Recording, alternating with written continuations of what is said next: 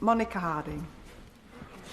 Thank you, Madam Deputy Speaker. Can I start by saying how much I welcome the introduction of this Children and Wellbeing Bill as an important step in strengthening the role of education in multi-agency safeguarding arrangements so that we can better identify and protect vulnerable children.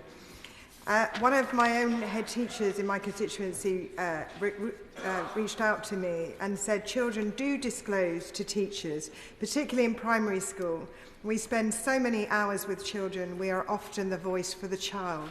Parents can often tell authorities things that are not true. The tragic death of Sarah Sharif in my county of Surrey serves as a sobering reminder of the current weaknesses in the system and the consequences of not getting such an important piece of legislation right for children at risk of neglect and abuse. As a school governor for 8 years with responsibility for safeguarding, I understand a little of the load that teachers carry that keeps them awake at night. One head teacher told me, unless you have spent sleepless nights worrying about a child, knocked on a door in the hope that a child is still alive, you don't understand. And as a governor during COVID, when all our vulnerable children were stuck at home initially, I understand that.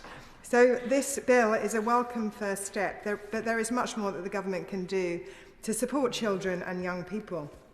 For instance, I welcome that this bill mandates the creation of Children Not in School Register, but believe the bill should go further. Under the current bill, parents will no longer have an automatic right to home educate if their child is subject to a child protection investigation or under a child protection plan. However, I'm not clear whether these provisions would have protected children like Sarah, who were previously known to social services, but not at the time of her death. I would be grateful if the Minister could clarify that in order to protect children like Sarah, whether this bill will ensure that parents will not have an automatic right to home educate their child if the child also has had a history of child protection investigation or a child protection plan, rather than if the investigational plan is live at the time.